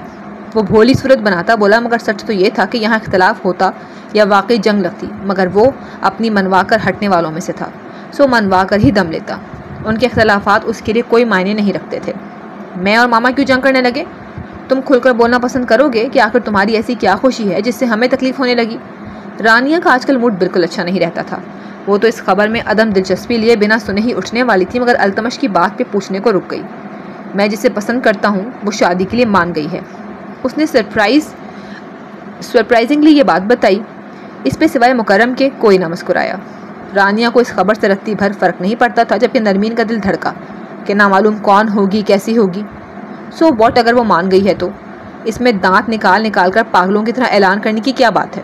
وہ نخوت سے ناک سکیڑتی جل کر بولی، آخر کو اسے اس کی پسند جو کبھی نہیں مل پائی تھی اور التمش کو ملنے جا رہی تھی، اور میں سمجھی نہیں کہ اس میں میرے اور ماما کے جنگ چھڑنے والی بات کہاں سے آتی ہے۔ وہ شاید اس سوال کو لے کر زیادہ ہی سنجیدہ ہو گئی تھی۔ سمجھ جاؤ گی جب میں بتاؤں گا کہ میری پسند آخر ہے کون۔ وہ لبوں پہ مسکان لیے معنی خیز لہجے میں بولا تو اب کہ رانیہ کی عدم دلچسپی واقعی تجسس میں بدل گئی۔ کون ہے تمہاری پسند؟ کیا ملکہ برطانیہ یا ان کی بہو لیڈی ڈیانا؟ تمسخر اڑاتی وہ بولی، ملکہ تو وہ ہے مگر برطانیہ کے پیلس کی نہیں بلکہ پاکستان کے ایک سادہ سے گھرانے یعنی اعجاز ہاؤس کی۔ وہ ان کی آنکھوں میں دیکھتا اترا کر بولا تو وہ ٹھٹکی، بلکہ ٹھٹکے تو سبھی تھے۔ جسے سب سے پہلے اس کی بات سمجھ میں آئی وہ مکرم تھے، جو فوراً سیدھے ہو بیٹھے اور اس کی بات پہ غور کرتے مزید آگے سوچنے لگے۔ اعجاز ہاؤس؟ نرمین بھی ناسمجھی سے بڑبڑائیں، جی ماما، میری ملکہ کوئی اور نہیں بلکہ اعجاز ہاؤس کی سب سے پیاری اور چھوٹی بیٹی ایزل اعجاز ہے۔ واٹ؟ رانیہ جو بیٹھی تھی کرنٹ کھا کر اٹھ کھڑی ہوئی اور آنکھیں پھاڑے اسے دیکھنے لگی۔ واٹ ربش التمش! وہ چلائی، یہ کیسا مذاق ہے؟ یہ مذاق نہیں ہے رانیہ مدام، میں سنجیدہ ہوں۔ وہ سنجیدگی بھری نگاہیں اس پہ ڈالتا بولا تو وہ حیرت سے منہ کھول گئی، یہ تم کیا کہہ رہے ہو التمش؟ تم ایزل کو پسند کرتے ہو؟ نرمین بھی حیران تھی مگر رانیہ سے قدرے کم۔ نہ صرف پسند ماما بلکہ شادی بھی اسی سے کروں گا۔ وہ رانیہ کو اگنور کرتا تحمل سے بولا، دماغ تو ٹھیک ہے تمہارا؟ تم اس ایزل کو پسند کرتے ہو، اس بدتمیز ایزل کو؟ وہ ایزل جس کی بہن ایک شاطر مکار اور قابض عورت ہے، اس سے شادی کرو گے تم؟ رانیہ کے تو تن بدن میں ایزل سے شادی کا سن کر آگ ہی لگ گئی تھی۔ نہ ہی وہ بدتمیز ہے نہ ہی اس کی بہن کوئی قابض ہے۔ التمش خود کو معتدل رکھنے کی پرزور صحیح کرتا بولا، ورنہ غصہ تو بہت آ رہا تھا۔ ہے وہ قابض، میری پسند پہ قبضہ کیا ہے اس نے۔ جس کو میں نے پسند کیا اس نے اسے مجھ سے چھین لیا۔ جس سے میں شادی کرنا چاہتی تھی اس سے خود رشتہ جوڑ کر بیٹھ گئی۔ وہ بد لحاظ ہوتی بھڑک کر بولی، رانیہ خاموش ہو جاؤ۔ مکرم نے مداخلت کی اور سختی سے اسے بولنے سے منع کیا مگر وہ کسی کی سننے کے موڈ میں نہ تھی۔ کیوں چپ کروں میں پاپا؟ بالکل ٹھیک کہہ رہی ہوں میں۔ اس انم نے میرے حق پر ڈاکہ ڈالا ہے اور اب اس کی چھوٹی بہن بھی اس کے جیسی نکلی۔ بڑی نے ادائیں دکھا کر پھپھو کے بیٹے کو اپنے جال میں پھنسا لیا تو چھوٹی نے پھپھو کے بھتیجے۔ Shut up Rania, just shut up. اس سے قبل وہ مزید ایسے الفاظ استعمال کرتی جس سے التمش کا ٹیمپر شارٹ ہوتا۔ وہ اسے بیچ میں ٹوکتا چلا اٹھا، نہیں کروں گی میں چپ۔ تمہیں جتنا چلانا ہے چلا لو، مجھے تمہارے چلانے کا کوئی خوف نہیں۔ میں اس ایزل کو اپنی بھابھی کے طور پہ کبھی قبول نہیں کروں گی۔ اس گھر میں اس کا وجود میں کسی صورت برداشت نہیں کر سکتی، سنا تم نے؟ وہ بے خوفی سے اس کی آنکھوں میں آنکھیں ڈال کر قطعی لہجے میں بولی، ماما اسے کہیں کہ یہ یہاں سے جائے، میں اس کے منہ نہیں لگنا چاہتا۔ میں آپ سے اور بابا سے بات کر رہا ہوں، اس سے نہیں۔ مجھے کس سے شادی کرنی ہے کس سے نہیں، یہ فیصلہ کرنے والی یہ کون ہے؟ میں نے کبھی اس کی پسند میں مداخلت نہیں کی، اس لیے بہتر ہے یہ بھی اپنی زبان بند ہی رکھے، اور اس کے قبول کرنے نہ کرنے سے مجھے کوئی فرق نہیں پڑتا۔ بس آپ دونوں مجھے بتائیں کہ آپ کو ایزل بہو کے طور پہ قبول ہے یا نہیں۔ وہ رانیہ کو کاٹ کھانے والی نظروں سے دیکھتا آخر میں ان دونوں کی رضامندی جاننے کی طرف آیا۔ رانیہ یوں بے وجہ تو نہیں چلا رہی التمش، میری اپنی بہت خواہش تھی کہ فارس کو اپنا داماد بناؤں، مگر کیا ماما، آپ کو بھی یہی لگتا ہے کہ انم نے آپ کی بیٹی کے پسند پہ ڈاکہ ڈالا ہے؟ اف ماما، آپ تو سمجھداری سے کام لیں، سب آپ کے سامنے ہے کہ یہ رشتہ محض تائی ماں کی پسند سے ہوا ہے، اس میں انم کا کوئی عمل دخل نہیں۔ التمش کو رانیہ سے زیادہ ماں کے اعتراض پہ تب چڑھی تھی۔ التمش ٹھیک کہہ رہا ہے نرمین، इस सब में उन बच्चियों को कसूरवार मत ठहराओ। माशाल्लाह बहुत प्यारी सुलझी हुई बच्चियाँ हैं, मुझे तो कोई एतराज़ नहीं है। उन्होंने नरमीन को समझाते हुए अल्तमश और उन्हें अपनी रजामंदी दी तो जहाँ अल्तमश खुश हुआ वहीं वो रुख फेर गई। देखा आपने मामा, पहले तो बस यही था, अब तो पापा भी इन बहनों के गुण गाने लगे हैं। मामा, आपको अगर मेरे साथ हुई नाइंसाफ़ी का दुख है तो आप इस शादी से बिल्कुल रजामंद नहीं होंगी। रानिया अभी तक यहीं खड़ी थी उन्हें भड़काने को। कोई नाइंसाफ़ी नहीं हुई तुम्हारे साथ। भाभी को पूरा हक था अपनी पसंद की बहू चुनने का, सो उन्होंने इसलिए बेहतर है कि जलने, कुढ़ने या किसी भी किस्म का बुग़्ज़ और हसद रखने की बजाय अपनी भाई की पसंद पर राज़ी हो जाओ, उसकी खुशी में खुश हो जाओ। मुकर्रम ने अब के रानिया को भी समझाया। एज़ल के साथ इसकी पसंद और खुशी माई फुट। उसने पाँव उठाकर तनफ़ुर से पटका। मैं उन मक्कार और धोखेबाजों के ख़ानदान से आई उस चीप लड़की को। रानिया चुप रहो तुम। अब के नरमीन ने भी उसे सख्ती से टोका, क्योंकि अल्तमश के चेहरे पे आने वाला गुस्सा उन्हें बतला गया कि उससे आगे वो कुछ बोलेगी तो उसका हाथ उठ जाएगा। अपने कमरे में जाओ। उन्होंने अल्तमश की भींची हुई मुट्ठियों, तनी हुई रगों और भींचे हुए जबड़े से नज़र हटाते हुए रानिया को फ़ौरन से कब्ल उसके सामने से हट जाने का कहा, मगर वो निडर बनी खड़ी रही। मैं कहीं नहीं जाऊँगी मामा। तुमने सुना नहीं मैंने क्या कहा? अपने कमरे में जाओ अभी और इसी वक्त। अब के नरमीन ने उसका बाजू पकड़कर उसे घूरते हुए वहाँ से हटाया तो वो गुस्से से पैर पटकती हुई वहाँ से चली गई। अच्छा किया जो आपने उसे भेज दिया, क्योंकि अगर ये मज़ीद 1 मिनट भी मेरी नज़रों के सामने रहती और कोई बकवास करती तो मैं इसका मुंह तोड़ देता मामा। वो बंद मुट्ठियों को खोलकर जबड़े से ज़ोर से हटाए बोला, रिलैक्स हो जाओ अल्तमश, वो पागल है, नादान है, उसकी बातों को अहमियत मत दो। मुकर्रम ने उसे गुस्सा थूकने का कहा और उसका ध्यान रानिया की बातों से हटाना चाहा। मैंने उसे तो भेज दिया है अल्तमश, मगर अब तुम मेरी बात तहम्मुल से सुनो। देखो बेटा, मुझे तुम्हारी पसंद पर कभी भी एतराज़ नहीं रहा। तुम्हारी पसंद को तरजीह ना देनी होती तो अब तक मैं अपनी मर्ज़ी की लड़की से तुम्हारा रिश्ता जोड़ चुकी होती। नरमीन ने उसे सोफे पर बिठाते हुए बात तहम्मुल रहने को कहा। जिस लड़के को मैं अपना दामाद बनाना चाहती थी, उस हीरे को हमारे हाथों से उन्होंने चुरा लिया। अब उसी फैमिली में मैं अपने बेटे का रिश्ता कैसे दे दूँ, जिन्होंने मेरी और मेरी बेटी की खुशी छीन ली। रानिया का दुख और एतराज़ जायज़ है, उसे अपना एतराज़ ज़ाहिर करने का पूरा हक़ है। हाँ, तरीका उसका बहुत गलत था, मगर क्या मामा? वो एक बार फिर उन्हें टोक गया। उसे अपना एतराज़ ज़ाहिर करने का पूरा हक़ है तो मुझे भी अपनी पसंद ज़ाहिर करने और उससे शादी करने का पूरा हक़ है। आप सब बातों को फ़रोगुज़ाश्त करते हुए मुझे सिर्फ इतना बताएं कि आपको एज़ल से कोई एतराज़ है या नहीं। उसने बेतुके एतराज़ात की उसकी नज़र में कोई अहमियत न थी। बताएं मामा, सारे दुख और उसकी फ़ैमिली को एक तरफ रख कर आप सिर्फ मुझे इतना बताएं कि एज़ल आपको कैसी लगती है। वो उनके दोनों हाथ थामे उनकी आंखों में झांकता उम्मीद तलब लहजे में इस्तफसार कर रहा था। नरमीन चंद लम्हे सोच में डूबी और फिर हौले से बोली, अच्छी है, प्यारी है, मगर क्या? उसने बेसब्री से पूछा। मगर नाम समझ सी है, काफ़ी बचपना है उसमें, और मुझे तुम्हारे लिए एक समझदार और मैच्योर लड़की चाहिए। उनकी पसंद एज़ल जैसी लड़कियां नहीं थीं, मगर ये भी सच था कि एज़ल उनकी नज़र में एक अच्छी लड़की थी। ये बचपना हमेशा नहीं रहेगा मामा। जब वो शादी करके इस घर में आ जाएगी तो आपको पुरानी एज़ल से एक मुख्तलिफ एज़ल नज़र आएगी। वक्त के साथ साथ वो भी मैच्योर हो जाएगी। इनफैक्ट वो हो चुकी है। इतना वक्त हो गया, आप तो उससे मिली ही नहीं। आप उससे मिलें तो जानें कि वो अब वैसी एज़ल नहीं रही जिससे आप आखिरी बार मिली थी। बहुत कम गो हो गई है, कोई बचपना नज़र नहीं आएगा आपको उसमें, और समझदार तो शायद मुझसे भी कहीं ज़्यादा है। एज़ल की तारीफ़ों में रतबुल लसां उन्होंने अपने बेटे को देखा तो दिल में कहीं नागवारी उठी। बस अब मुझे कुछ नहीं पता। आज आप दोनों कल ही उसके घर जाएंगे मेरे लिए उसका हाथ मांगने। वो किसी ज़िद्दी बच्चे के से अंदाज में बोला। तुम बहुत जज्बाती हो रहे हो अल्तमश, देखो सोच समझ से काम लो। इस दुनिया में वही तो नहीं रह गई, और वैसे भी उसके घर वाले अभी उसकी शादी का कोई इरादा नहीं रखते, और मुझे तुम्हारी शादी इसी साल करनी है। मैं 4-5 साल तक का इंतज़ार नहीं कर सकती, इसलिए तुम भी सोच लो। हामी तो उन्होंने अभी भी नहीं भरी थी, जबकि उनके एतराज़ पे अब के अल्तमश का ज़ब्त जवाब दे गया। उसने उनके हाथ छोड़े और उठ खड़ा हुआ। आप नहीं कर सकती इंतज़ार, मगर मैं कर सकता हूँ। भले कितना ही इंतज़ार क्यों ना करना पड़े, मगर मैं एज़ल को अपना कर ही रहूँगा। उसके सिवा इस घर में कोई लड़की मेरी बीवी बनकर नहीं आएगी। वो हतमी लहजे में बोला। अल्तमश, नहीं मामा, मैं अब मज़ीद कुछ नहीं सुनना चाहता। नरमीन फिर से कुछ बोलने को थी जब वो सख्ती से उन्हें टोक गया। आप लोग कल ही जाएंगे उसके घर मेरा रिश्ता लेकर, और हाँ, लिए बगैर वापस नहीं आएंगे। मेरी एक बात कान खोल कर सुन लें कि अगर आपने ऐसा ना किया तो मैं हमेशा के लिए घर छोड़कर चला जाऊंगा और फिर कभी भी आपको अपनी सूरत नहीं दिखाऊंगा। इसे सिर्फ धमकी मत समझिएगा, मैं ऐसा कर भी डालूंगा। बारी बारी दोनों की तरफ देखता वो कतई लहजे में कहता तन फन किए वहाँ से चला गया, जबकि उसकी बातों से नरमीन को तो जैसे सांप ही सूंघ गया। ये सब क्या कह गया? वो अपना सर पकड़े बैठ गई, जबकि मुकर्रम ने गहरी सांस भरी और उससे मुखातिब हुआ। देखो नरमीन, بہتری اسی میں ہے کہ بیٹی کی پسند پہ راضی ہو جائیں۔ اور پھر ایزل میں کوئی برائی بھی تو نہیں ہے، اس کی پسند کی لڑکی کوئی بہو بنا کر لاؤ گی تو ہی بھلے میں رہو گی، ورنہ تمہارا بیٹا پھر سے اسی راہ پہ چل پڑے گا جہاں سے مشکل سے واپس لوٹا ہے۔ اگر اس کی پسند کو ریجیکٹ کر کے اپنی پسند کی لڑکی لاؤ گی تو جانتی ہو کیا ہوگا؟ کیا؟ وہ بے ساختہ پوچھ بیٹھی۔ وہ گھر کو چھوڑ کر باہر سکون تلاش کرنے کی کوشش کرے گا، اور وہ سکون کس طرح حاصل کرے گا یہ مجھے بتانے کی ضرورت نہیں۔ مکرم کی ان دو باتوں پہ نرمین واقعی گہری سوچ میں پڑ گئی۔ زمانہ بہت خراب ہے نرمین، اور تمہارا بیٹا تو پہلے ہی ان خرابیوں میں پڑھ کے نکلا ہے، دوبارہ پڑ گیا تو ہم دونوں کے ہاتھوں سے نکل جائے گا۔ جو لڑکی تم اس کے لیے لاؤ گی وہ بہو تو بن جائے گی، مگر التمش تو شاید ہی اسے بیوی کا درجہ دے پائے۔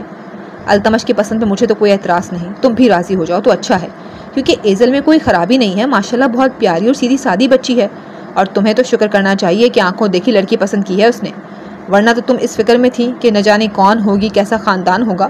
مگر اعجاز کو میں بہت اچھے سے جانتا ہوں، نادیہ سے تمہاری بھی اچھی سلام دعا رہ چکی ہے، کیسے لوگ ہیں سب جانتے ہیں، اور پھر سب سے بڑی بات کہ شائستہ بھابی کے بھائی کی بیٹی ہے۔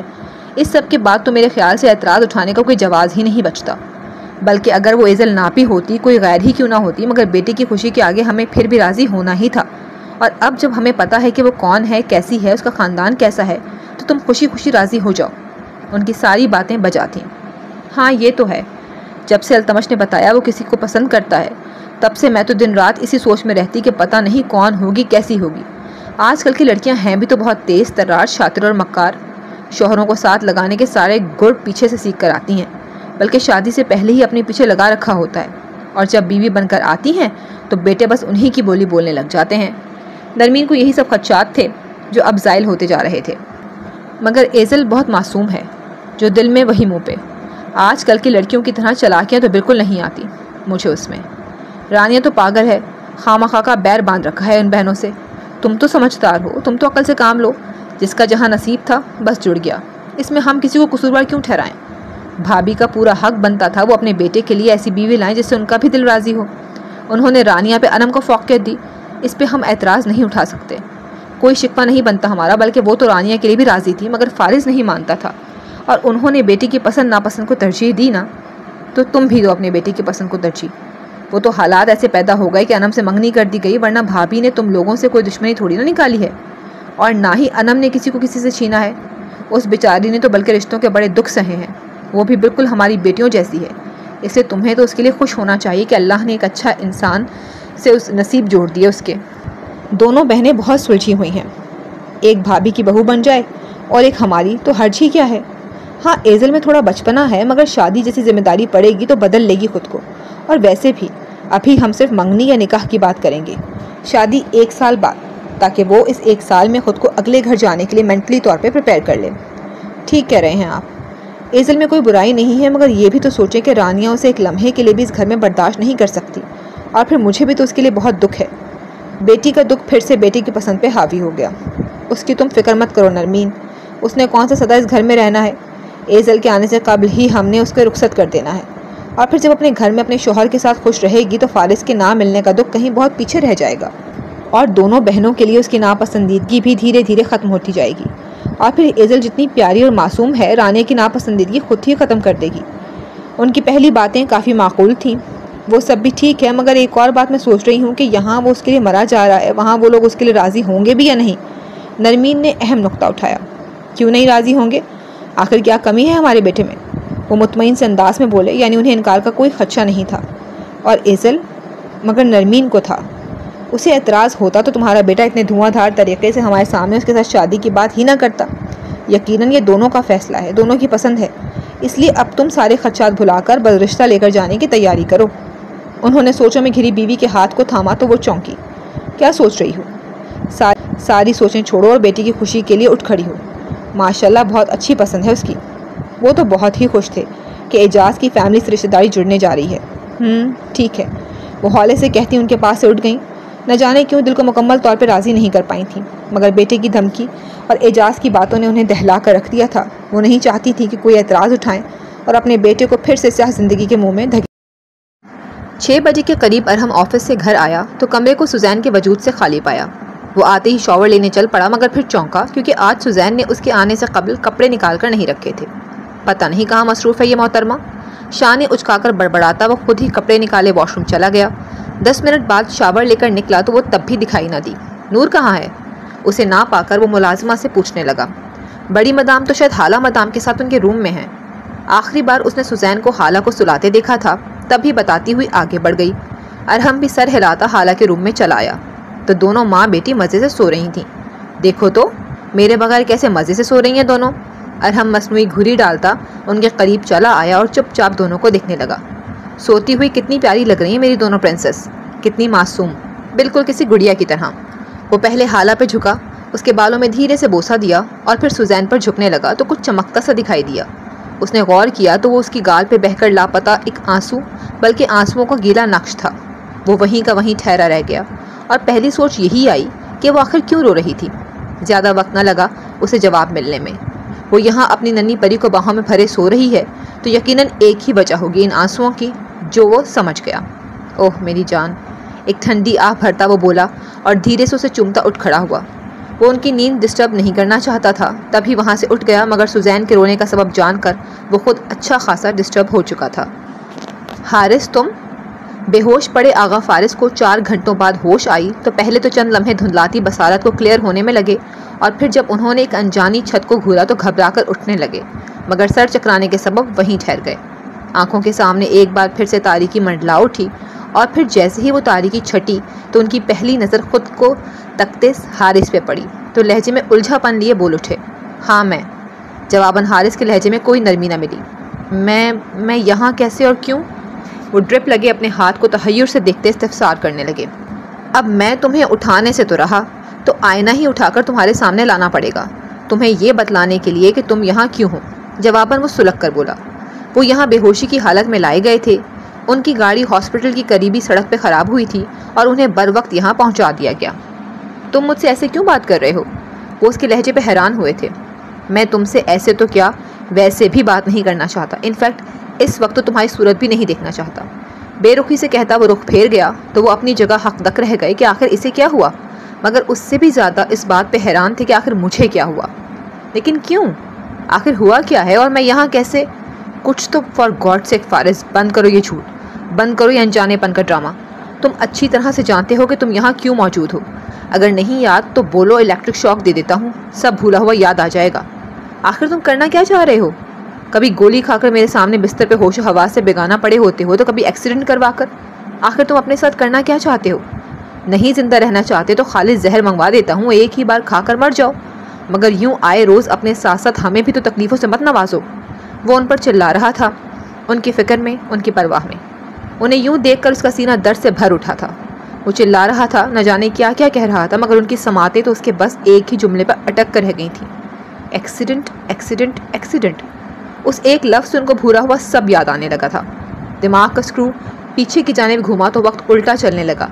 वो धीरे धीरे उसी वक्त में पहुंचते गए जहां वो थे, और उनकी एज़ल सिर्फ मेरी है, सिर्फ अपने आगा की।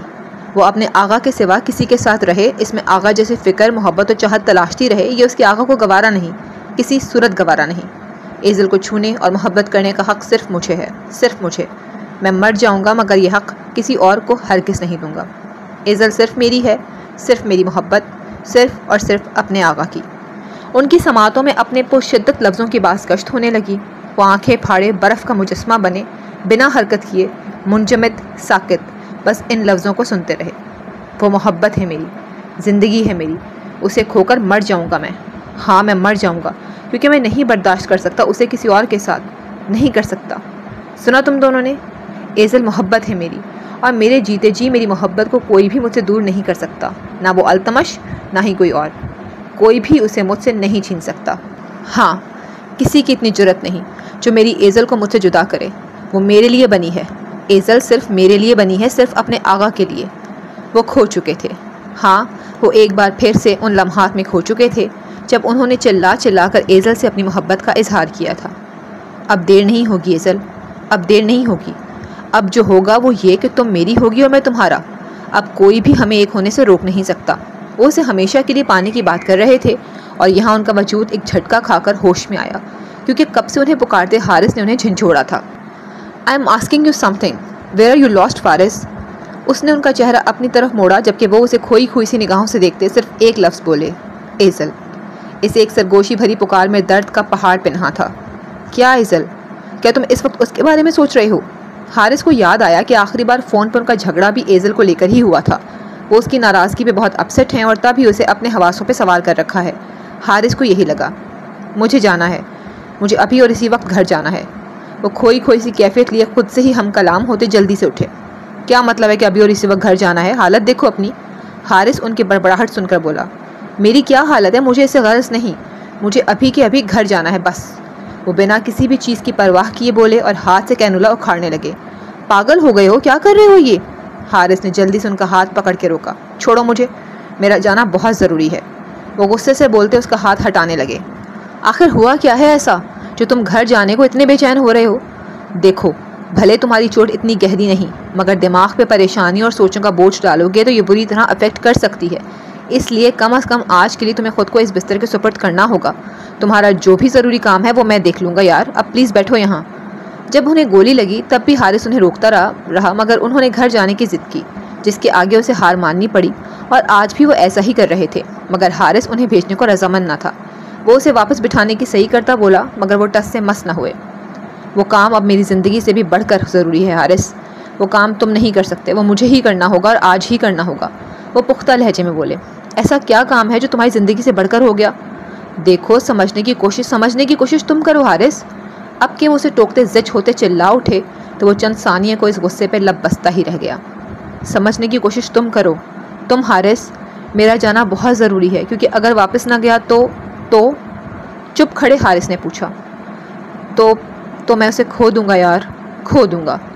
بکھرے پن سے کہتے ہوئے وہ تھکے اور آزردہ سے واپس بیٹھتے چلے گئے تو حارث نے جواب پہلے ایک سرد آہ بھری اور بولا، کھو تو تم اسے تب ہی چکے تھے جب تمہاری دہلیز پہ کھڑے اس نے اپنے لیے تمہارے منہ سے نکلے تلخ الفاظ سنے تھے۔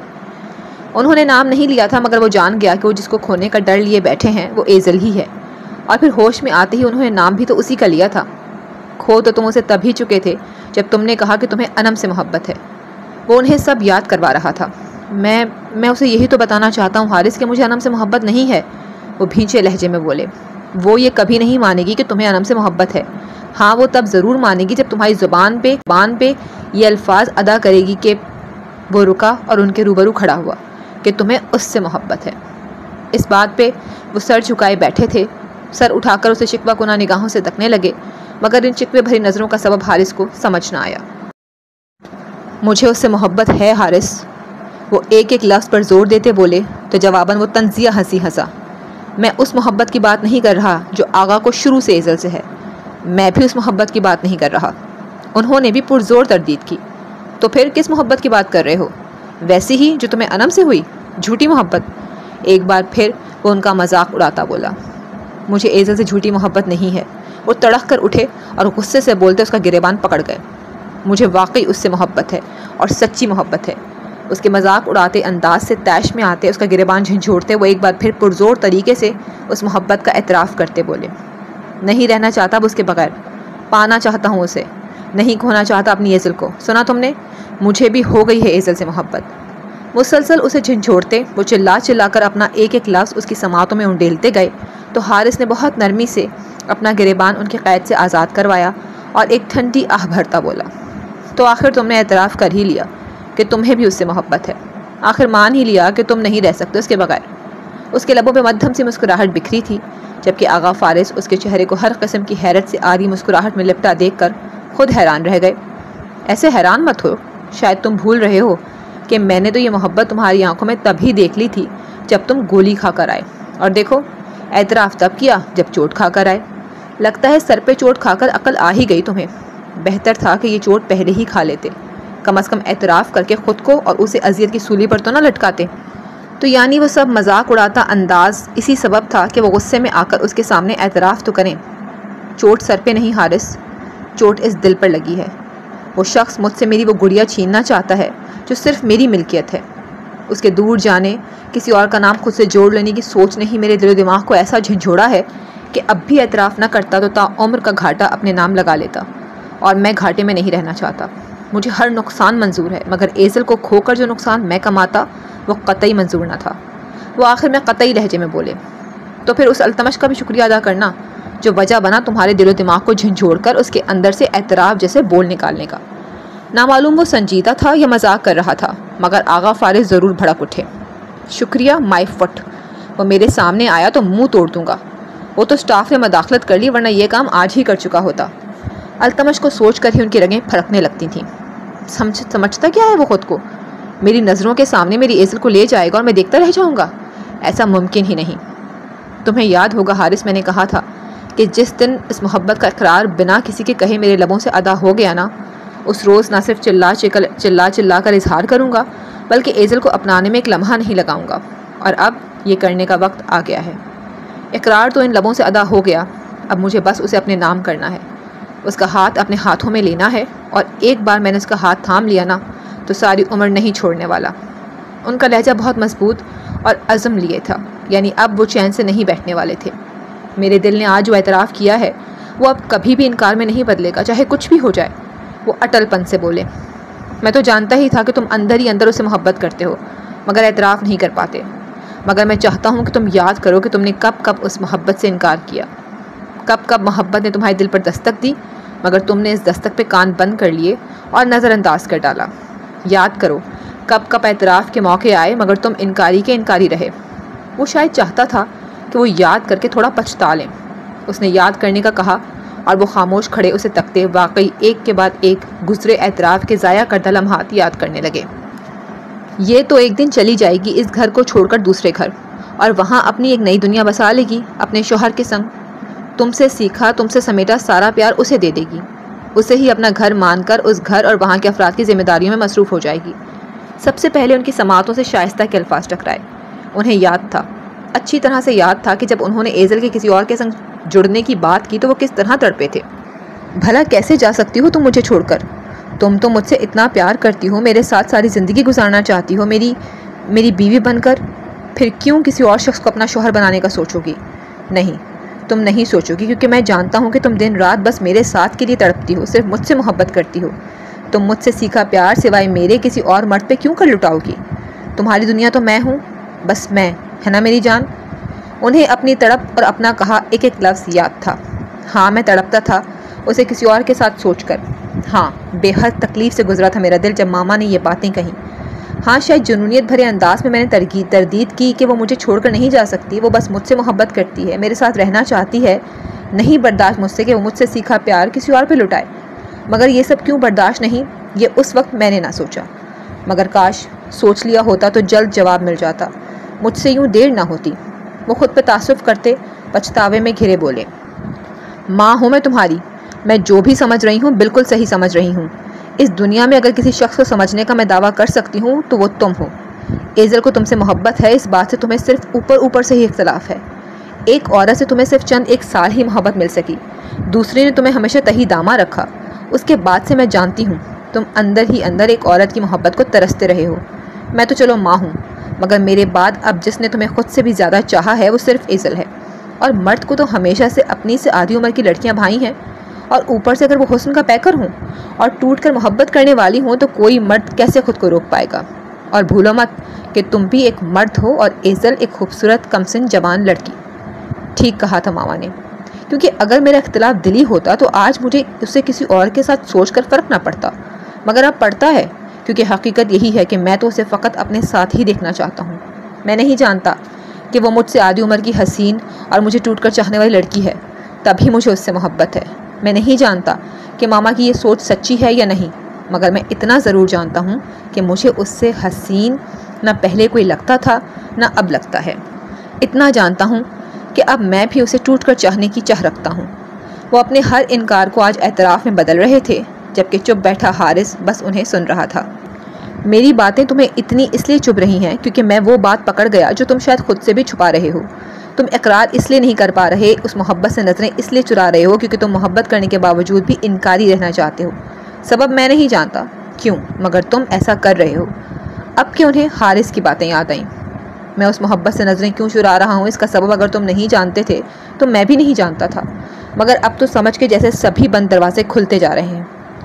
ہاں محبوبہ ہے میری، جان ہے میری زندگی، میرا سکون، میری محبت، میرا سب کچھ ہے وہ۔ سنا تم نے؟ میرا سب کچھ ہے وہ میری محبوبہ ہے، میری جان ہے، میری زندگی، میرا سکون، میری محبت، سب کچھ ہے۔ یہ وہ پہلا اعتراف تھا حارث جو میرے دل نے کیا، مگر میرا دماغ اس اعتراف کے آڑے بھی آتا رہا۔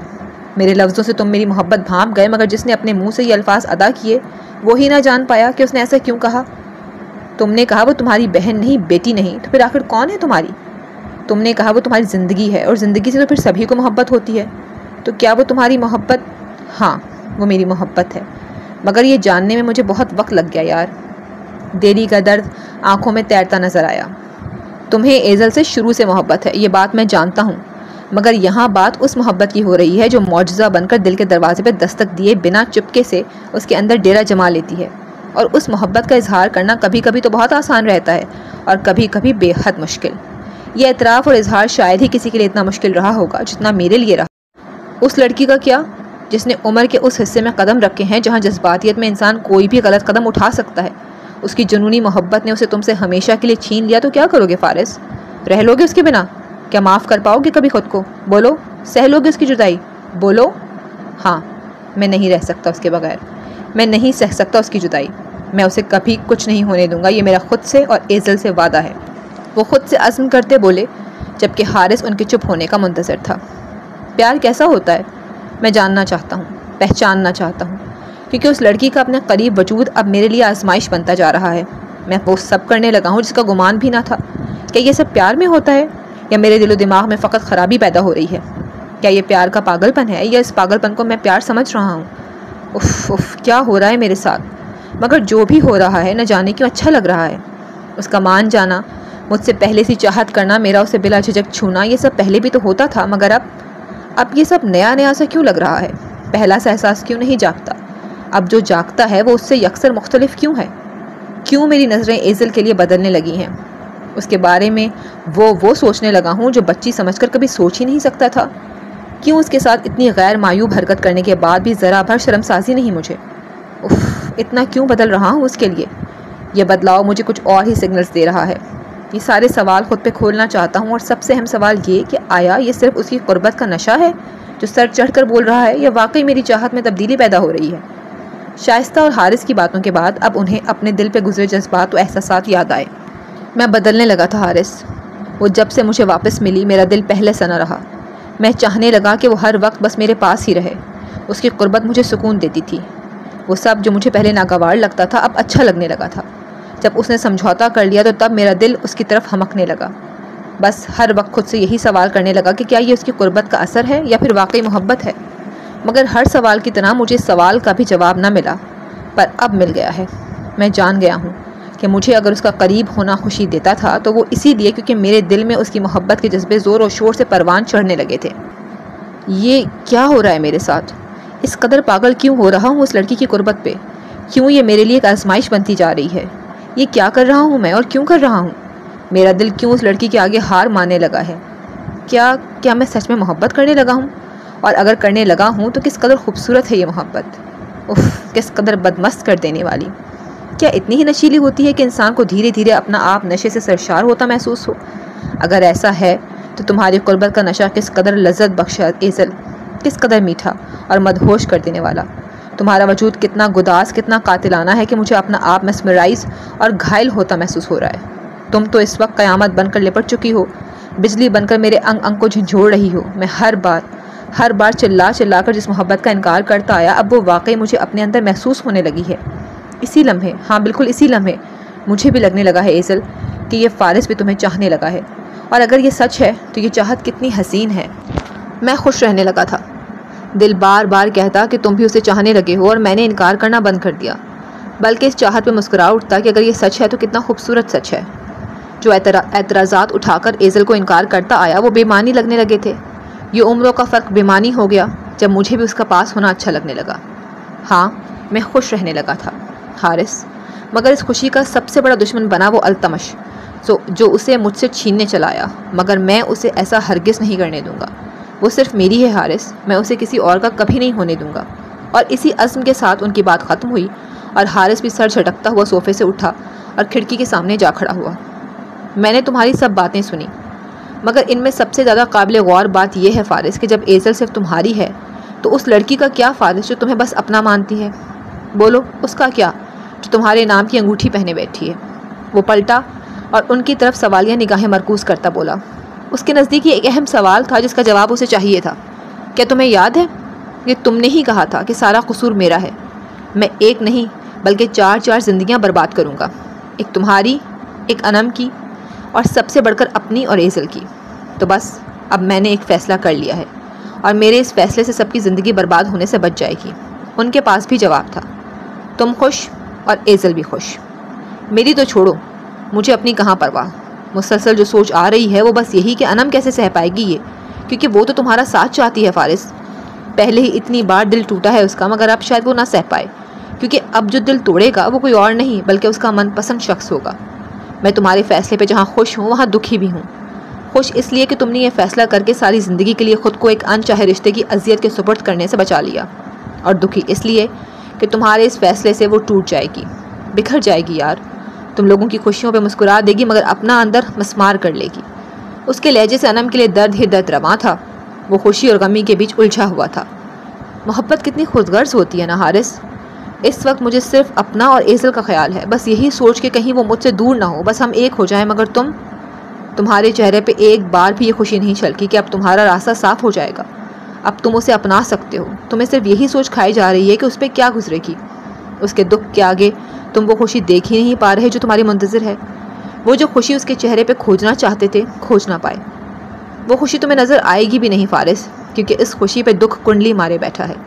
تمہیں لگا تھا کہ تم انم کو اس رشتے سے آزاد کرنے کا فیصلہ کرو گے تو میری خوشی کی انتہا نہیں رہے گی، مگر دیکھ لو ایسا کچھ نہیں ہوا، کیونکہ میں جانتا ہوں کہ اس کی خوشی تم میں ہے فارس، مجھ میں نہیں۔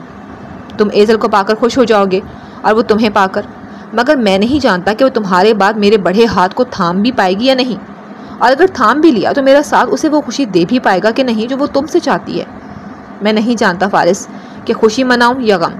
میں بہت الجھا ہوا ہوں۔ میری خوشی اس کے غم کا سوچ کر کہیں دبکی مارے چھپی بیٹھی ہے۔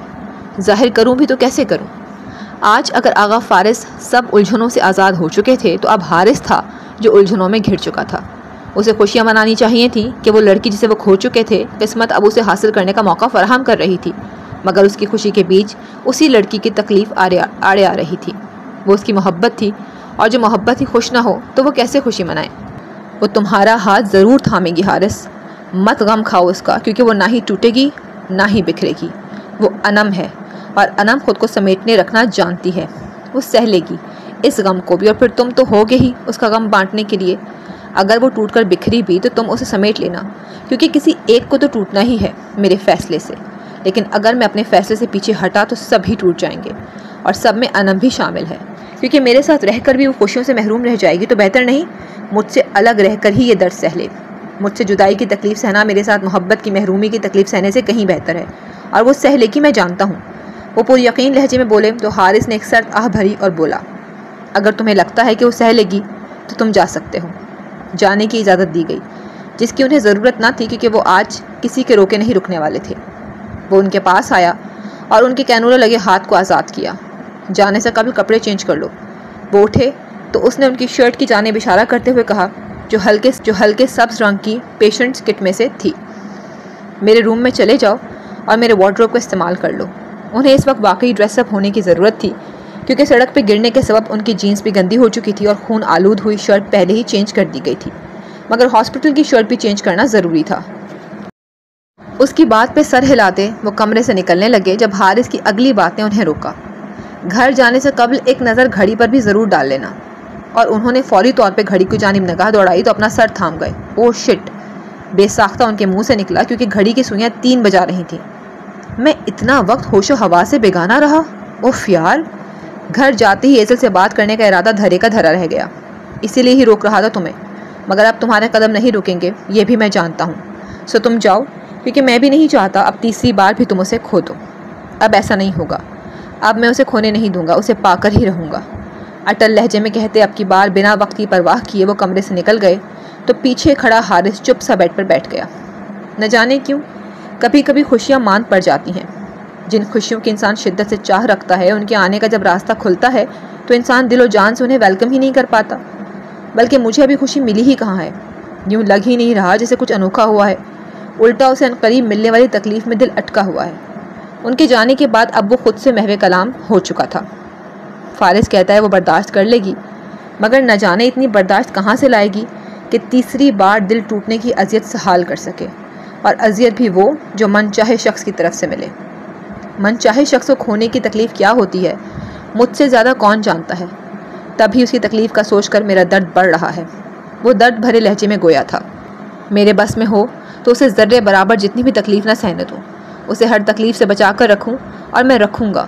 وہ میرا ساتھ قبول کر لے تو اس کے سب غموں پہ اپنی محبت کا مرہم لگا دوں گا، اس کی ساری اذیت نچوڑ کر اس میں محبت کا جام بھر دوں گا۔ میں اسے اتنی محبت دوں گا کہ وہ پچھلے سارے درد بھول جائے گی۔ وہ ٹوٹی تو ہاں میں اسے سمیٹ لوں گا، اتنا ٹوٹ کر چاہوں گا کہ وہ بس میری چاہت میں ہی کھو کر رہ جائے گی۔ ہاں نم، میں ہوں تمہیں اپنا کندھا دینے کے لیے، میں ہوں تمہیں عمر بھر کو خوشیوں میں کھلانے کے لیے، میں ہوں تمہارے ہر درد کو بانٹنے کے لیے، میں ہمیشہ ہوں تمہارے ساتھ۔ اس پورے وقت میں اب جا کر اس کے لبوں پہ مسکان آئی تھی۔ جی فرینڈز، تو یہاں پر اختتام پذیر ہوتی ہے آج کی ایپیسوڈ۔ آپ کو کیسی